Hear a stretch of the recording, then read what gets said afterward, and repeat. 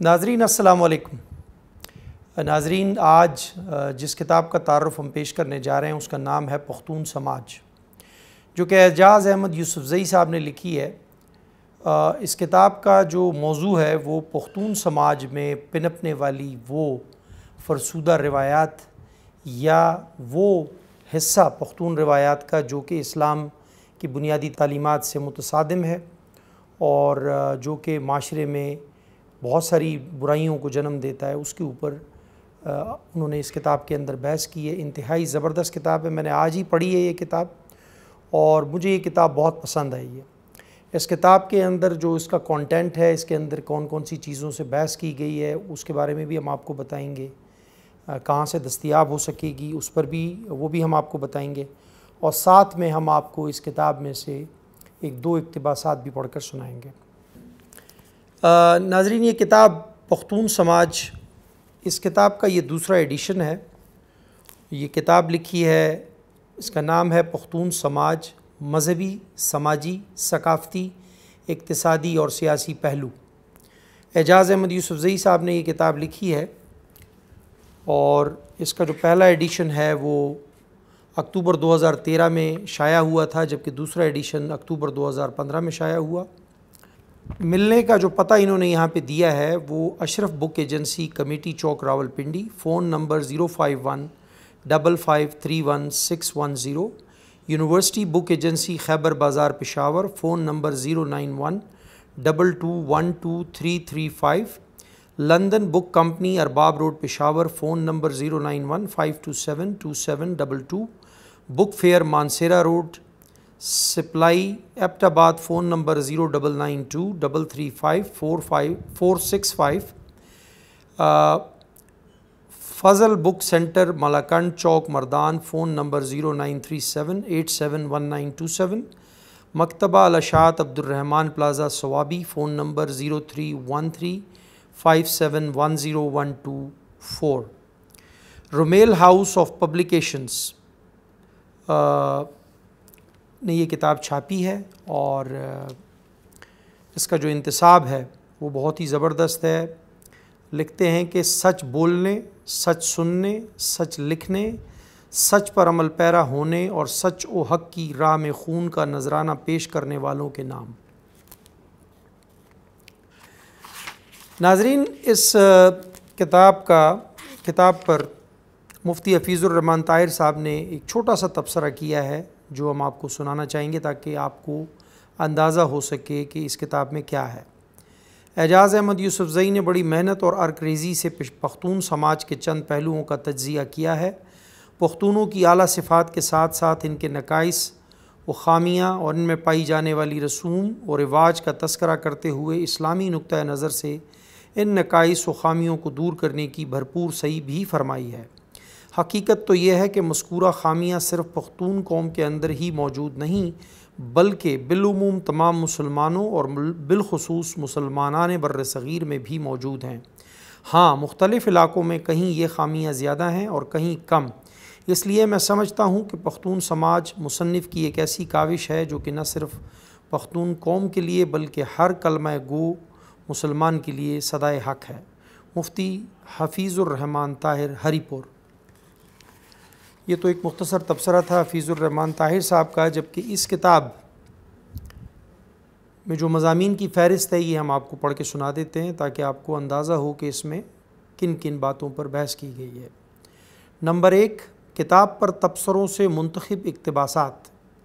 Number 2، حرف آغاز۔ Number 3، ذات، برادری اور پیشوں کی تقسیم۔ نمبر 4، فوتگی پر ہندوانہ رسوم۔ نمبر 5، ختنہ سنت یا رسم۔ نمبر 6، پختون اور ثقافت۔ نمبر 7، خواتین کا حجاب۔ نمبر 8، برائے فروخت۔ نمبر 9، کس جرم میں ماری گئی۔ نمبر 10، وراثت سے بہنوں کی محرومی۔ نمبر 11، شادیاں، خانہ آبادیاں۔ نمبر 12، شادی بیاہ کے تکلیف دہ رسم و رواج۔ نمبر 13، طلاق۔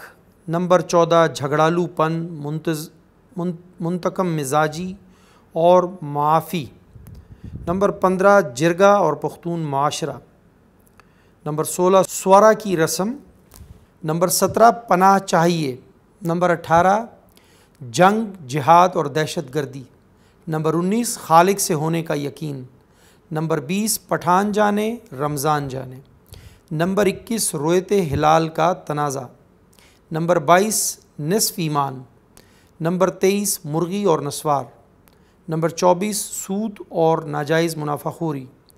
نمبر 25 کیا پختون سمگلر ہیں۔ نمبر 26 امرت پرستی کا الزام، شناخت کا مسئلہ۔ نمبر 29 کالا باغ ڈیم، مخالفت کیوں۔ Number 30 wrong numbers. نمبر 31 مثالی پختون اور مثالی کردار۔ نمبر 32 حوالہ جات، ماخذ و مصادر۔ یہ تو تھے اس کتاب کے جو کنٹینٹ ہے، یا جو اس میں فہرست دی ہے انہوں نے جن موضوعات پر اس کتاب میں بحث کی گئی ہے۔ مصنف کی 2 کتابیں اور بھی ہیں اس کے علاوہ۔ ایک تو جیسے میں نے آپ سے کہا کہ پختون سماج کا یہ دوسرا ایڈیشن ہے، جبکہ اس سے پہلے ایک ایڈیشن آیا تھا۔ ایک کتاب ان کی ہے صوفی کون، یہ صوفیزم یا تصوف پر لکھی گئی کتاب ہے۔ اچھا، اس کتاب سے ہم آپ کو ایک جو پختون اور ثقافت کے نام سے لکھا گیا جو آرٹیکل ہے یہ آپ کو سنائیں گے۔ پختون اور ثقافت۔ نبی کریم صلی اللہ علیہ وآلہ وسلم نے عرب معاشرے کو سدھارنے کے لیے فرسودہ رسم و رواج اور ثقافت کو یکسر ختم کرنے کا حکم نہیں دیا، بلکہ جہاں جہاں اصلاح ضروری تھی وہاں وہاں رفتہ رفتہ اصلاحی احکامات جاری کیے، اور جن جگہوں پر نشتر چلانے کی ضرورت تھی وہاں مرحلہ وار نشتر بھی چلایا، تاکہ جاہلیت پر مبنی عرب معاشرے کے اندر نکلے ہوئے ناسوروں کو ختم کیا جا سکے۔ مثلا شراب کو حرام قرار دینے سے پہلے لوگوں کو ذہنی طور پر اس کبھی رواج کے خلاف تیار کرنے کے لیے نسبتاً 2 نرم آیات نازل ہوئیں۔ ایک ہی وقت میں بیویوں کی تعداد درجنوں سے کم کرا کے زیادہ سے زیادہ 4 تک محدود کرانے کا حکم دیا۔ حج کو شرک، بدعت پرستانہ و جاہلانہ رنگ سے نکالنے کے احکامات جاری کیے۔ شرک و بت پرستی کو خالص توحید سے بدلنے کا پیغام دیا۔ انسانی مساوات کا درس دیا تاکہ غلامی کو ختم کرنے کی حوصلہ افزائی ہو سکے۔ یہ لوگ چونکہ جنگ و جدل کے شیدائی تھے، لہٰذا اسلام نے ان لوگوں کی اس خامی کو خوبی میں بدلنے کے لیے جہاد فی سبیل اللہ کا تصور دیا۔ مختصراً یہ کہ بات ذہن میں رکھنی چاہیے کہ اسلام تہذیب و ثقافت یا کلچر کے خلاف ہرگز نہیں، البتہ ان چیزوں کے نام پر معاشرے میں پھیلی ہوئی غلاظتوں کی صفائی اور بگاڑ کی اصلاح کے لیے کوشش کو جائز قرار دیا ہے۔ آج کل سپورٹس یا ثقافت کے نام پر ہمارے ہاں کچھ علاقوں میں فحاشی، عریانی اور مخلوط دوڑ یعنی مخلوط میراتھن ریس کا اہتمام کیا جاتا ہے، تو بعض جگہ ہندو تہذیب کے زیر اثر رہتے ہوئے بسنت کے نام پر خالص ہندوانہ تہوار منایا جاتا ہے۔ اسی طرح عیسائی اور یہودی تہذیب کی آبیاری کے لیے ویلنٹائن ڈے منانے اور مادر پدر آزاد معاشرے کی بنیاد رکھ کر نوجوان نسلوں کو بربادی کی طرف دھکیلا جا رہا ہے۔ افسوس کا مقام یہ ہے کہ ان فضول اور اسلام سے متصادم رسوم و رواج کی سرپرستی اور تحشیر کے لیے حکومت اور آزاد میڈیا پیش رہتے ہیں، جبکہ اس قسم کی ثقافتی بیماریوں کے لیے پختون معاشرے میں علاج کی اشد ضرورت ہے۔ مرغبانی یا بٹیر بانی کو لیجئے، اسلام مرغبانی، بٹیر کے شکار یا بٹیر بانی کے خلاف نہیں ہے۔ غذائی ضروریات کو پورا کرنے کے لیے ان کی افزائش کی موجودہ دور میں بھی بہت زیادہ ضرورت ہے۔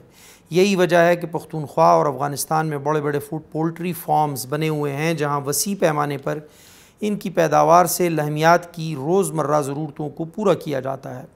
گھروں میں بھی لوگ مرغ بٹیر پالتے ہیں، لیکن پختون معاشرے میں ثقافت کے نام پر رائج لوگوں میں بٹیر بازی اور مرغوں کو لڑانے، ان پر جوا کھیلنے اور شرطیں لگانے کا رجحان بھی پایا جاتا ہے۔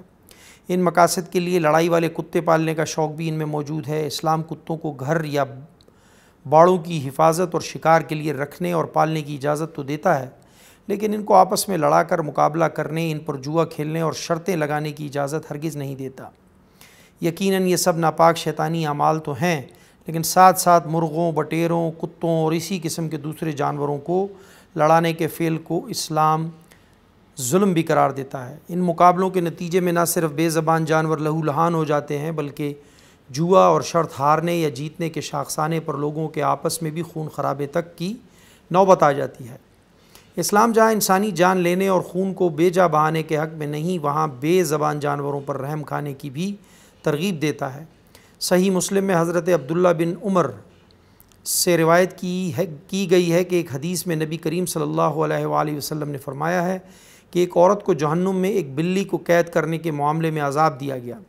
اس عورت نے بلی کو قید کر کے نہ کھانے کو دیا، نہ پینے کو، اور نہ ہی اسے آزاد کیا تاکہ وہ زمین کے کیڑے مکوڑے کھا سکتی، یہاں تک کہ وہ بلی مر گئی۔ ایسے حوالے پڑھ کر اسلام کی عظمت کا اقرار کرنا پڑتا ہے کہ انسان تو انسان ہے، کسی بھی ذی روح کو بے جا تکلیف دینا دین اسلام کے بنیادی فلسفے کے صریحاً خلاف ہے۔ اللہ تعالی ہمیں یہ فلسفہ سمجھنے کی توفیق عطا فرمائے، آمین۔ علماء کرام اور میڈیا کو اس معاملے میں آگے بڑھ کر پختون قوم کی تعلیم و تربیت کا بندوبست کرنا چاہیے۔ ناظرین، یہ کتاب پختون سماج جو کہ بحث کرتی ہے پختون سماج کے اندر جو برائیاں ہیں اس کو انہوں نے بہت ہی اچھے طریقے سے بیان کیا ہے، اور اس کے لیے جو بنیادی اسلامی تعلیمات ہیں جو کہ میانہ روی کا درس دیتی ہیں، افراط و تفریط سے آپ کو بچنے کا درس دیتی ہیں، بنیادی طور پر اس میں یہی بحث کی گئی ہے کہ بہت ساری ایسی رسومات ہیں جو کہ بہت زیادہ یعنی افراط و تفریط کا شکار ہیں، اور اس کی وجہ سے معاشرے میں بہت ساری برائیاں جنم لیتی ہیں۔ اس کتاب میں جن برائیوں کا ذکر کیا گیا ہے یا جن معاملات کے اوپر بحث کی گئی ہے، اس میں سے وقت کے ساتھ علم کے آنے سے اور لوگوں میں شعور آنے سے بہت ساری برائیوں کا اب آہستہ آہستہ خاتمہ ہو رہا ہے۔ آج ہم 2022 میں اس کتاب کا تعارف پیش کر رہے ہیں، لیکن آج کے دن تک بھی ان میں سے بہت ساری ایسی برائیاں ہیں جو بہت ہی زیادہ پختون معاشرے کا حصہ تھیں، جو کہ اب وقت کے ساتھ بتدریج کم ہوتی جا رہی ہیں اور بہت حد تک یا تو ختم ہو چکی ہیں یا وہ ان میں بہت کمی آ گئی ہے۔ اس کتاب کو آپ نے بہت ہی مثبت طریقے سے دیکھنا ہے، کیونکہ اس میں پختون سماج کا ذکر اس لیے کیا گیا ہے کہ اس کے مصنف اعجاز احمد یوسفزئی صاحب بھی پختون معاشرے کا حصہ ہیں، اور انہوں نے ان چیزوں کو بہت قریب سے دیکھا ہے اور ان چیزوں کو سمجھتے ہیں، اس کے اوپر ان کی ریسرچ جو ہے وہ بہت اچھی ہے۔